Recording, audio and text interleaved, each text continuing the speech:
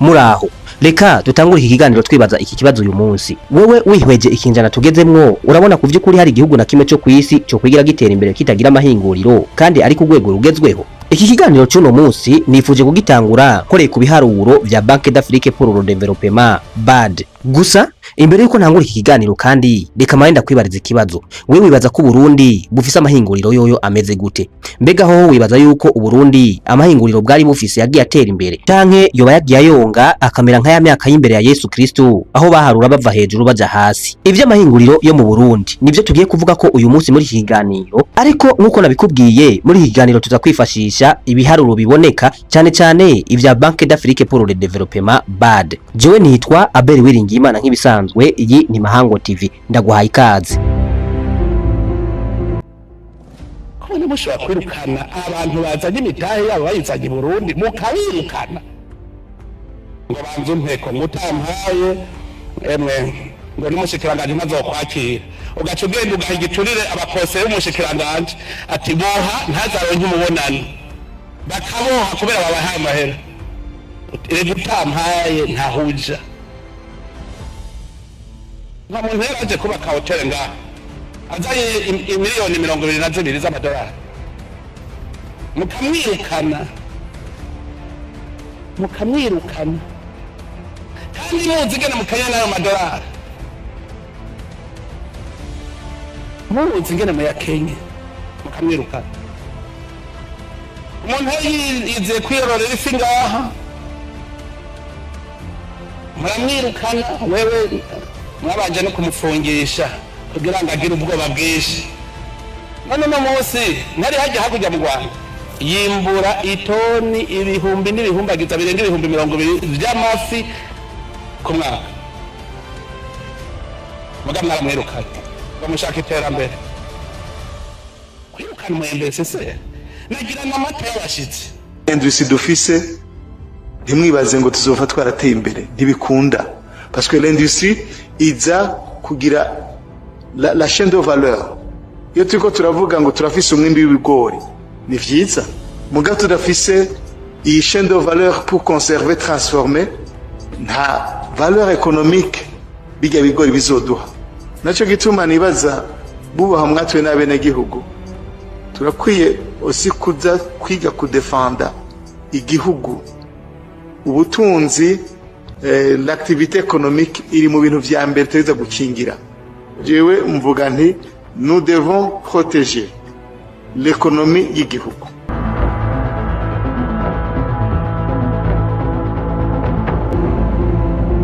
Banque d'Afrique pour le Développement BAD mu cegeranyo yashize habona mu mwaka wa 2022 yasize Uburundi ku mwanya wa 51 mu bihugu 52 vyakorewe ko ubushakashatsi mu bijanye n'iterambere ry'amahinguriro mu bihugu byo muri Afrika. Gusa ahari kuva mu mwaka wa 2010 kugira mu mwaka wa 2019 kuri ico cegeranyo ciyo banke cerekanye ko amahinguriro mu Burundi yinjiza ibice 17% vy'umwimbo w'imbere mu gihugu, bimwe bitwa PIB canke Produit Intérieur Brut. Ubwo bushakashatsi kandi bwerekanye yuko abakora muri aya mahinguriro bangana n'abarundi ibice 2% by'abarundi bose bakwije imyaka yo gukora. Ubwo bushakashatsi kandi bwerekanye yuko iterambere ry'amahinguriro mu Burundi yikwega bunyamasyo kubera ko ryavuye ku bice 10% mu mwaka wa 1971 rigera ku bice 15% mu mwaka wa 2015. Ibi rero bikaba byari bisobanuye yuko Uburundi bwateye intambwe y'ibice 5 gusa kwijana mu myaka 44. Tukiri ngaha rero ikibazo twese dukwiye kwibaza tuti vyagenze gute ngo iki gisata gisigazwe inyuma mu gihugu gikeneye izi nganda kugira ngo gitere intambwe nkuko cihaye ihangiro ryo kuzoba igihugu cifashije mu mwaka wa 2060.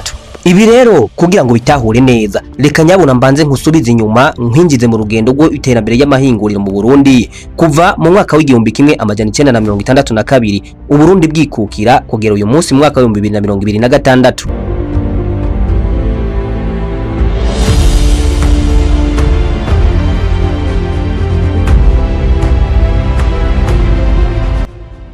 mu mwaka w'igihumbi kimwe amajana 1962 Uburundi bumaze kwikukira amahinguriro atanguye kuvuka. Ushobora kuba utarubizi ariko burya nagira nkubwire yuko ihinguriro rya mbere ryabanze gushingwa mu Burundi ariko Jeruko. Iyi ni Compagnie de Gérance de Coton. Iri hinguriro rero impamvu yo gushingwa mu Burundi ryari rijejwe guteza imbere ikitegwa c'ipampa cyari cyazanwe n'ababirigi mu gihumbi kimwe amajana 1919. Iri hinguriro kandi ryari rifise akazi ko gufasha abarimyi encadrement kwegeranya umwimbu hamwe no kuwuhingura. Inyuma yuko hashinzwe iri hinguriro Kojeruko hari mu mwaka w'igihumbi kimwe amajana 1963 haciye hashingwa irindi hinguriro ryitwa Raffinage des produits agricoles. Iri hinguriro naryo rero ryari ryashinzwe mu ntumbero yo kugira ngo ritunganye ibirimwa bimwe bimwe vyava mu burimyi, ariko kandi iri hinguriro ryarakora n'amakoto. Inyuma yuko Rafina rishinzwe hari mu mwaka w'igihumbi kimwe amajana 1978 havutse ishirahamwe muzi cyane Kotebu, Complexe Textile de Bujumbura. Iri ryari ihinguriro ryahingura impuzu rikoresheje ipampa. Gusa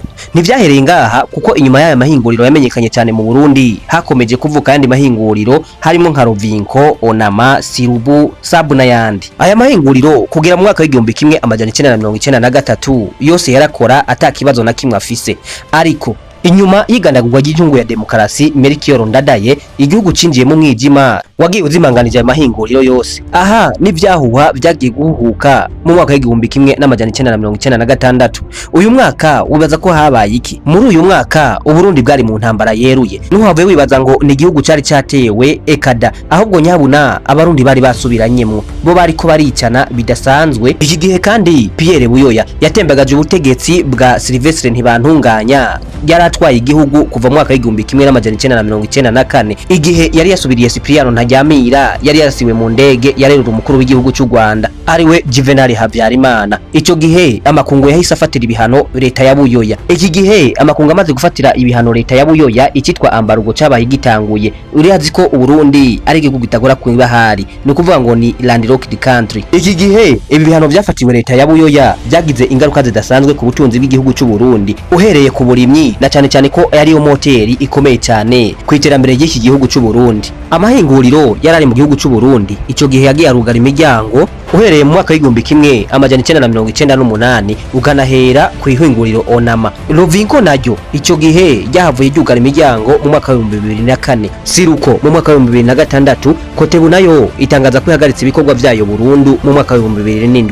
Ishirahamwe Kojeruko mu mashirahamwe yatanguye kushingwa mu Burundi niyo twavuga yuko ryari risigaye rikihanyanyaza, ariko nayo ryarahombye ku rugero rudasanzwe ku buryo bw'uko iki gihata bushobozi ryari rigifise ryo gukurikirana abarimyi b'ipampa. Nubwo ryo ritashotse ryugara imiryango, ariko ku vy'ukuri ntawuvuga ko haraho ryari risigaye kuko igihe yandi mahinguriro yikarugara imiryango nayo nyene ryasa n'iryatembagaye.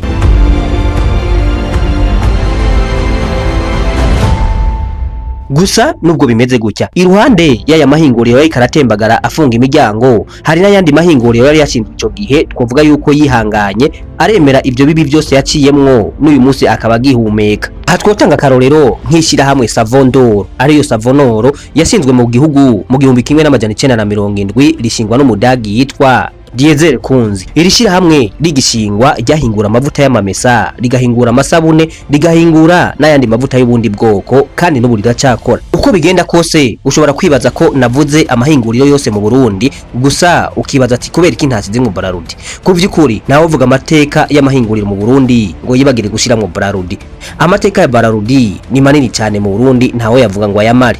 Kuko burya abantu benshi bashobora kuba batabizi, ariko burya amateka ya Brarudi atangura n'imbere yo kwikukira ku Burundi. Mu mwaka w'igihumbi kimwe n'amajana 1955 hakujya mu gihugu ca Kongo hari ihinguriro bita Brasserie de Léopold Divire. Iri hinguriro ryari rikomeye cyane kuri Kongo y'Ababirigi. Iri hinguriro rimaze kubona ko ibikorwa vyaryo ari binini cyane, byafashe icemezo ryo kugira ngo bagure ibikorwa vyaryo bavyagurira mu gihugu ca Rwanda Urundi. Aha rero nkaba nizera yuko abaza amateka bibuka ko ico gihe u Rwanda n'u Burundi byari igihugu kimwe. Bamaze rero kwiyumvira kujana ibikorwa byabo muri ico gihugu, baciye babijana ku mugwa mukuru Usumbura, iki gihe usigaye ari umugwa mukuru wa Bujumbura. Iki gihe buguruye ibikorwa ku mugaragaro ku itariki 23 Kigarama mu mwaka w'igihumbi kimwe n'amajana 1955, maze abarundi n'abanyarwanda batangura gusoma ku gaprimusi. Gusa inyuma yo kwikukira kwa Kongo, Uburundi n'u Rwanda, iri shirahamwe rya Leopold Divire ryaciye rigira amashami atatu. Irya mbere ryagumye muri Kongo yitwa Bralima,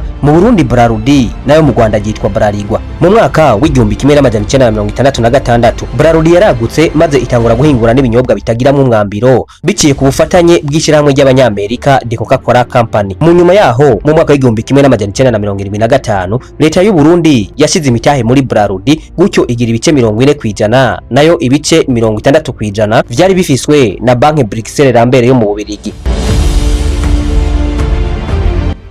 Gusa inyuma yaha mu mwaka w'igihumbi kimwe n'amajana 1982 Banque Bruxelles Lambert yo mu Bubiligi yarikuyemwo ihitamwo kugurisha imigabane yayo kwishirahamwe ryo mu Buholande ryamamaye mu kwenga inzoga Heineken. Kuva ico gihe ishirahamwe Brarudi ryabaye ishirahamwe ry'abikorera utwabo rirongowe na Heineken, ishirahamwe ryo mu Buholande, ariko kandi ku rundi ruhande rikaba n'umufatanya w'ibikorwa wa leta y'u Burundi. Muri uwo mwaka nyene w'igihumbi kimwe n'amajana 1988 hashinzwe ishirahamwe rya Société Sucrière de Moso, iri ni Sosumo. Iri shirahamwe naryo nyene Sosumo ni ishirahamwe ritari risanzwe ry'abanyamitahe bahambaye bo mu Burundi, uhereye kuri leta y'u Burundi, Brarudi hamwe na Société Burundaise de Financement. Iki gihe Sosumo yahawe amatongo yo kugira ngo ikorere kw'ibikorwa vyayo ari ku buringanire bwa hegitari 5800 ibihabwa mu ntara ya Rutana. Ibikorwa vyo kubaka aho iri shirahamwe rizokorera vyahawe ishirahamwe ryo mu Buholande HVA, ryari rifatanije n'ishirahamwe Groupe ryo mu Budagi yo gitaho ibikorwa vya tekinike, maze mu mwaka w'igihumbi kimwe amajana 1986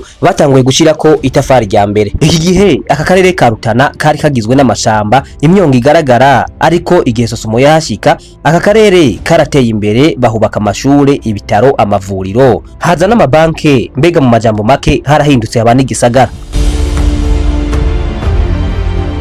Mu mwaka w'ibihumbi 2019 umugwizatunga yitwa Adrien Ntigacika yashinze uruganda ruhingura umwavu w'ikizungu ariyo fumbire agwita Fomi. Ryari iteka rirasanzwe kuronka uruganda ruhingura ifumbire mu gihugu cy'u Burundi, na cyane cyane ko ibikorwa vyo guteza imbere igihugu ivyinshi bikorwa n'uburimyi. Iki gihe leta nayo yarabibonye imuha uburenganzira budasangiwe bumwe bita monopole bwo kugira ngo abe ari ryo hinguriro ryonyene rihingura umwavu rikwiragiza umwavu mu yene gihugu. Iki gihe leta y'u Burundi yaciye ayandi mashirahamwe kuzana ifumbire iva hanze. Ubu tugeze ngaha, ariko nyabuna reka tubanze tugaruke kuri rya jambo twavuze yuko igihugu kitashobora gutera imbere kitagira amahinguriro. Gusa icyo ukwiye kumenya mu gihe turi mu ntumbero y'imbona kazoza, ubu n'amahinguriro yose ahari mu Burundi ahanzwe n'ibibazo bitandukanye, kandi ibi bibazo biri muri aya mahinguriro bibonekera umwene gihugu ari we wese. Aha twavuga nk'ibibazo biri muri Brarudi, Sosumo hamwe na Fomi. Ibi rero bituma batabasha guhaza umwene gihugu vyaba mu vyerekeye service hamwe n'amaproduit basanzwe bacuruza. Reka duhere kuri Brarudi. Iri shirahamwe ryatanguye kwidogerwa yuko ryagabanije umwambiro byahora rikoresha, hanyuma batangura gutanga ibinyobwa bitandukanye n'ivyo bahora batanga kuba vyihereza. Iki gihe izi nzoga zigabanije umwambiro vyagiye biyangara buke buke, na zimwe bahora banywa bidoga zitangura kubura. Ico gihe hatanguye kuba speculation ku biciro vy'izi nzoga, hanyuma leta irananirwa burundu kukemura iki kibazo. Mugabo yakoba mujejwe ubudandaji, ahantu n'ukuri ni murabe mugabanye imyidogo y'abarundi. Icupa rya Amstel ngo rigeze ku 200,000, kuko ubu rija ku isoko mu Burundi ari nk'amagendo rikuwe muri Tanzania canke ngo hafi muri Kongo. Nimba mubona mwoshora hanze ni vyiza, mugabo ni muvuge muti mu Burundi dushore ibingana gutya, hanze dushore ibingana gutya, mugabo byose ntibije hanze hama bigaruke mu Burundi nk'amagendo. Iki gihe Brarudi bajijwe yavuga yuko ifise ikena ry'amafaranga y'agaciro, na cyane cyane ko matière première bakoresha kugira ngo bambirize inzoga zava hanze y'igihugu. Mu ntumbero rero yo gukemura iki kibazo, leta yazanye umukenyuro mushasha wo gukora inzoga ikozwe mu bigori twirimira mu Burundi.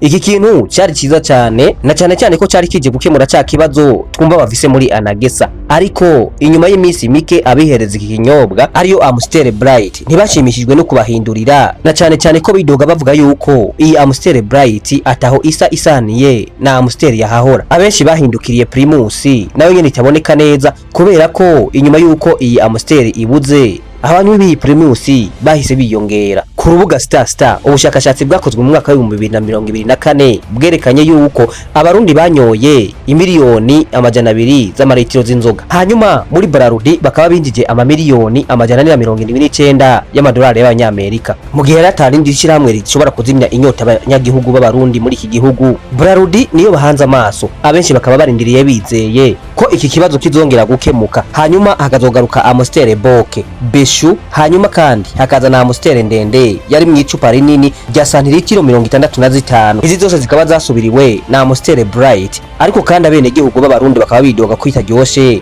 nk'izo twadondaguye. Gusa icyo umenya nuko ingorane zitari muri Braludi honyene, ariko no mwishira hamwe FOMI naryo riridogirwa n'abene gihugu ko irishira hamwe ritagira ubushobozi bukwiye bwo guhingura umwavu kugira ngo abene gihugu bakwigwe bose. Abarimyi bidoga bavuga yuko bariha amafaranga imbere ariko umwavu kaza kubashikira isizo yamaze kurengana. Gusa kandi nubwo muri FOMI harimo ibibazo, ibi biruko mu gihe irishira hamwe ririko riritegura kugurura andi mashami mu bindi bihugu. Gusa no mwishira hamwe Sosumo naho nyene, mu gihe abakoresha isukari bakomeza kwiyongera, umwimbu wo mu isukari waragabanutse ku rwego ruteye ubwoba. Iki gihe ibiciro byaradugijwe, isukari ibumuzi wibuye naho ikuye ikaba nka forode. Iki gihe rero leta mu gukemura kino kibazo yakuye monopole, hanyuma iha uburenganzira abandi bantu bose babishoboye gukura isukari hanze bakaza kuyidandaza mu Burundi, ibintu bitahora vyemewe. Gusa nubwo iyi monopole yakuwe, ibiciro byaraduze ku buryo bw'uko ikiro kimwe cyavuye ku mafaranga 3500 kigira ku mafaranga 8,000, ndetse hari n'abavuga yuko hari aho uyisanga ugasanga igurwa ikiro kimwe ku 12,000. Ku vy'ukuri ntawubura kuvuga yuko ku miryango imwe itifise isukari basa n'abayibagiye, ubu gisigara igikoresho c'abatunzi. Ku vy'ukuri jewe nawe turazi neza yuko mu mwaka wa 2040 nejo, mu mwaka wa 2060 ni hirya yejo, hamwe izi ngorane zose zitotorega umuti tuzogerayo tukiri hahandi nyene. Mu gihe rero n'amahinguriro ahari yotejeje imbere igihugu yidogirwa n'abene gihugu, ubushakashatsi bwerekanye yuko bisaba ko haba environnement des affaires nziza kugira ngo abanyamitayo babishoboye baze gushinga amahinguriro yabo mu Burundi, maze ayo mahinguriro akazotanga service na produits zishimisha abene gihugu. Nubwo babiririmba, ariko gushika kuri iyi mbona kazoza yo mu 2060 si ndoto ahubwo n'ingingo. Ni jewe, ni wewe, ni twese kugira ngo tuje hamwe, hanyuma tumenye icyo kogwa kugira ngo tugere ku mbona kazoza twiyemeje. Iyi ni Mahango TV, nawe jewe ni Abel Wiringimana nk'ibisanzwe twabanye. Ndagushimiye.